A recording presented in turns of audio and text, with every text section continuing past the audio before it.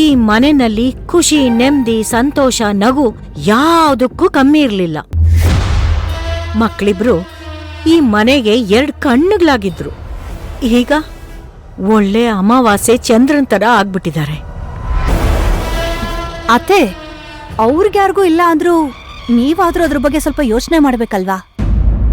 ಮುಂದೆ ನಡಿಬೇಕಾಗಿರೋ ವಿರಾಟ್ ಮತ್ತೆ ಇಶಾನಿ ಮದ್ವೆನ ಈಗ್ಲೇ ಮಾಡಿದ್ರೆ ಹೇಗಿರುತ್ತೆ ಅತ್ತೆ? ಯಾವ ಸಮಯದಲ್ಲಿ ಏನ್ ಮಾತಾಡ್ಬೇಕು ಅನ್ನೋ ಪರಿಜ್ಞಾನ ಇಲ್ವೇ ನಿನಗೆ? ಅಯ್ಯೋ ಅತ್ತೆ, ನಾನೇನ್ ತಪ್ಪು ಮಾತಾಡ್ದೆ? ಈ ಮನೆಗ್ ಒಳ್ಳೇದಾಗ್ಲಿ, ಈ ಮನೇಲಿ ಶುಭ ಕಾರ್ಯ ನಡೆದ್ರೆ ಆ ಸಂಭ್ರಮದಲ್ಲಿ ಎಲ್ರೂ ಅವ್ರ ಟೆನ್ಷನ್ ನ ಮರೆತು ಆರಾಮಾಗಿರ್ತಾರೆ ಅಂತ ಹೇಳ್ದೆ. ಇಂಥ ಪರಿಸ್ಥಿತಿನ ಬಳಸ್ಕೊಂಡು ನಿನ್ ಕೆಲ್ಸನ ಮಾಡ್ಕೊಂಡ್ ಬಿಡೋಣ ಅಂತ ಅನ್ಕೊಂಡಿದೀಯಾ? ಅಯ್ಯೋ, ನಾನ್ ಹಾಗಿಲ್ಲ ಅಂದೆ ಅತ್ತೆ. ನನಗೆಲ್ಲ ಅರ್ಥ ಆಗುತ್ತೆ. ನಿನ್ ಬುದ್ಧಿ ಎಲ್ ಬಿಡ್ತೀಯ ನೀನು? ಪುಣ್ಯಕ್ಕೆ ನನ್ ಮುಂದೆ ಈ ಮಾತು ಹೇಳ್ದೆ. ವಸುಂಧ್ರನ್ ಮುಂದೆ ಏನಾದ್ರೂ ಹೇಳಿದ್ರೆ ಅಷ್ಟೇ. ಆಕಾಶ ತಲೆ ಮೇಲೆ ಬೀಳೋ ಅಂತ ಮಾತನ್ನ ನಾನು ಹೇಳಲಿಲ್ಲ ಅತ್ತೆ. ಮುಂದೆ ಆಗೋದನ್ನ ಈಗ್ಲೇ ಮಾಡೋಣ ಅಂತ ಹೇಳ್ದೆ. ನೋಡು ತ್ರಿಲೋಚನ, ಈಗಾಗ್ಲೇ ಇಶಾನಿ ಮದ್ವೆ ವಿರಾಟ್ ಜೊತೆ ಆಗೋದು ಅನ್ನೋದು ತೀರ್ಮಾನ ಆಗೋಗಿದೆ. ಅದು ನಡೆಯುತ್ತೆ. ಆದ್ರೆ ಸದ್ಯದ ಪರಿಸ್ಥಿತಿಲಿ ಅದ್ ಸಾಧ್ಯ ಇಲ್ಲ. ಯಾಕೆ ಸಾಧ್ಯ ಇಲ್ಲ ಅತ್ತೆ? ಮನಸ್ ಮಾಡಿದ್ರೆ ಎಲ್ಲ ನಡೆಯತ್ತೆ. ಮನಸ್ ಮಾಡಿದ್ರೆ ಎಲ್ಲ ನಡೆಯುತ್ತೆ ನಿಜ. ಆದ್ರೆ ಈಗ ಮನಸ್ಸೇ ಸರಿ ಇಲ್ವಲ್ಲ. ಮನೇಲಿ ಮೊದ್ಲು ದೊಡ್ಡ ಮಗನ್ ಮದ್ವೆ ನಡಿಬೇಕು. ಆದ್ರೆ ಈಗ ಅವನು ಲೋಕದ ಪರಿವೇನೆ ಇಲ್ದೇ ಇರೋರ್ ತರ ಇದ್ದಾನೆ.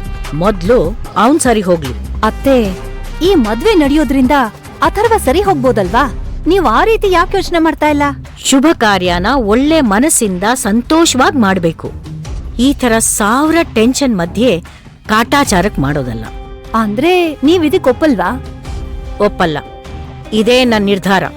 ಇನ್ ಈ ವಿಷಯದ ಬಗ್ಗೆ ಮುಂದೆ ಚರ್ಚೆ ಬೇಡ.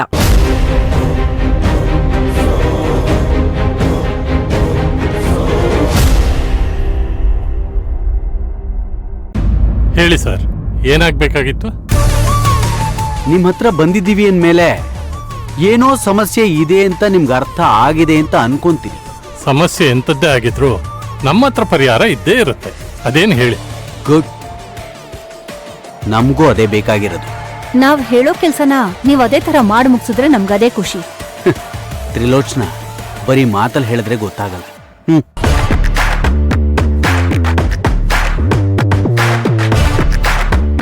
ಈ ಹಿಂದೆ ಸುಮಾರು ಕೇಸ್ಗಳಲ್ಲಿ ನನ್ ಪರ ವಾದ ಮಾಡಿ ಜಡ್ಜ್ಮೆಂಟು ನನ್ ಪರವಾಗೇ ಬರೋ ಹಾಗೆ ಮಾಡಿದಿರಿ. ಈಗ್ಲೂ ಅಂಥದೇ ಒಂದು ಸಹಾಯ ಆಗ್ಬೇಕು. ಎಷ್ಟಿದೆ? 5. ವಾದ ಮಾಡೋದೇ ಬೇಡ, ಗೆದ್ಬಿಡ್ತೀರಾ. ನಮ್ಮ ಅಕ್ಕ ಒಂದು ಆಕ್ಸಿಡೆಂಟ್ ಮಾಡಿಸಿದಾಳೆ. ಆ ಲಾರಿ ಡ್ರೈವರು ಸಿಕ್ಕಾಕೊಂಡಿದ್ದಾನೆ. ಆದ್ರೆ ಇಲ್ಲಿವರೆಗೂ ಅವನು ನಮ್ಮ ಅಕ್ಕನ ಹೆಸರು ಬಾಯ್ಬಿಟ್ಟಿಲ್ಲ.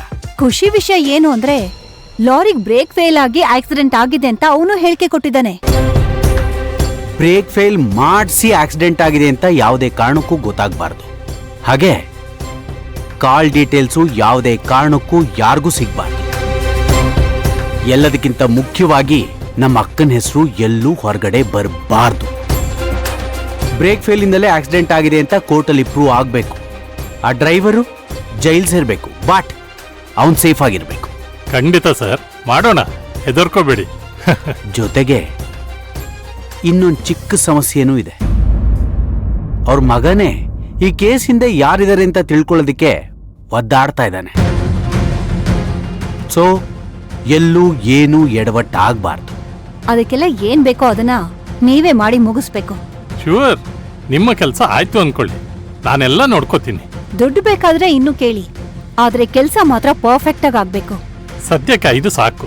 ಬರ್ತೇನೆ sir. Okay, bye. Bye. See you.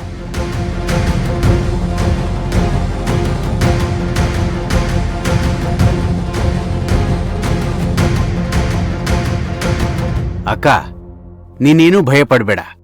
ಆ ಕೇಸಲ್ಲಿ ಎಲ್ಲೂ ನಿನ್ ಹೆಸರು ಹೊರಗಡೆ ಬರಲ್ಲ. ನಾನೆಲ್ಲ ವ್ಯವಸ್ಥೆ ಮಾಡಿದ್ದೀನಿ. ನೀನ್ ಆರಾಮಾಗಿರು. ಬಾಯ್.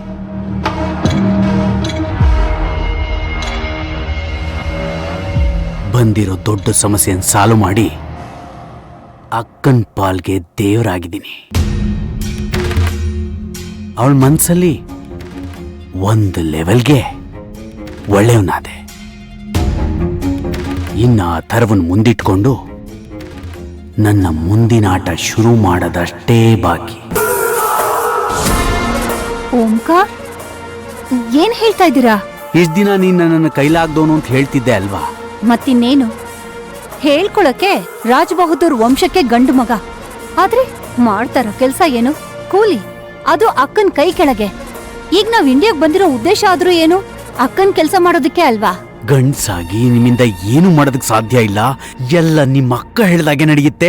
ನೀವ್ ಅವಳು ಚಪ್ಲಿ ತರ ಅಂತ ಹೇಳ್ತಿದ್ಯಲ್ಲ, ಇನ್ ಮುಂದೆ ಅದೆಲ್ಲ ನಡೆಯಲ್ಲ. ಎಲ್ಲ ಎಲ್ಲ ಬದಲಾಗತ್ತೆ. ಯಾಕ್ರಿ? ಅಥರ್ವಂತರ ಏನಾದ್ರೂ ಹುಚ್ಚಿಡಿತಾ ಹೇಗೆ? ಹುಚ್ಚ ಹಿಡಿತಾ ಇಲ್ಲ ಕಣೆ, ಈಗ ಪ್ರಜ್ಞೆ ಬರ್ತಾ ಇದೆ. ನಾನು ಈ ಪವರ್ನ ಅನುಭವಿಸ್ಬೇಕು, ಅದು ಸ್ವತಂತ್ರವಾಗಿ. ಇನ್ನು ಮುಂದೆ ಎಲ್ಲ ನಾನು ಹೇಳ್ದ ಹಾಗೆ ನಡಿಬೇಕು. ಅದಕ್ಕೆ ನಮ್ಮ ಅಕ್ಕನ್ನ ಮಟ್ಟ ಹಾಕ್ತೀನಿ.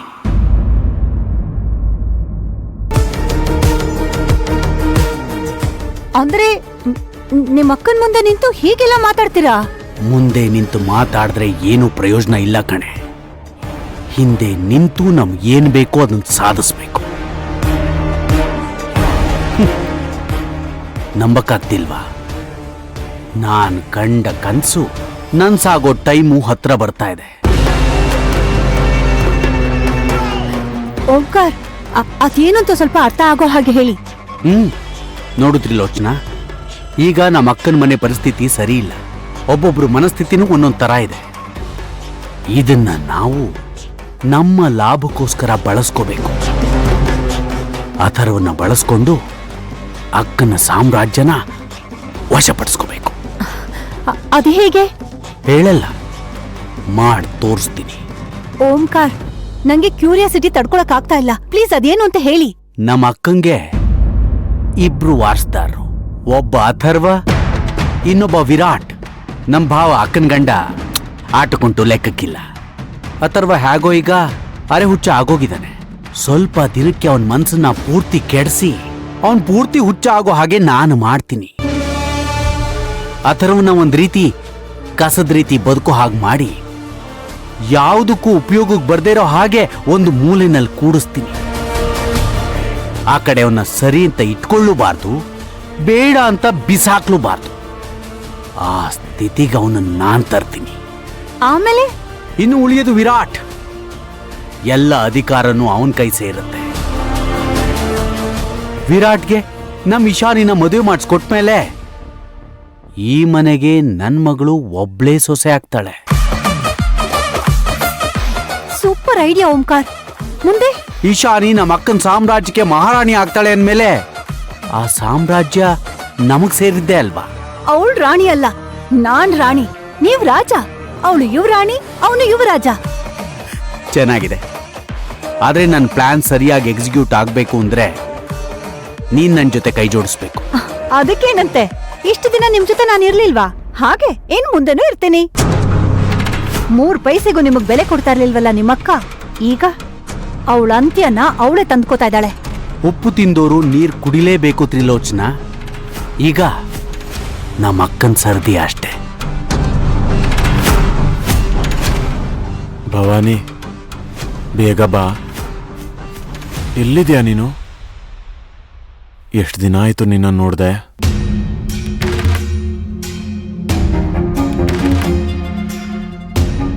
ನಾವಿಬ್ರು ಇವಾಗ ದೂರ ದೂರ ಆಗೋಗಿದ್ದೀವಿ.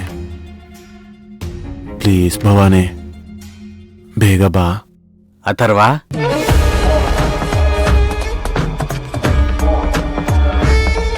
ಯಾರು? ನಾನು ಯಾರು ಅಂತ ಹೇಳು ನೋಡೋಣ.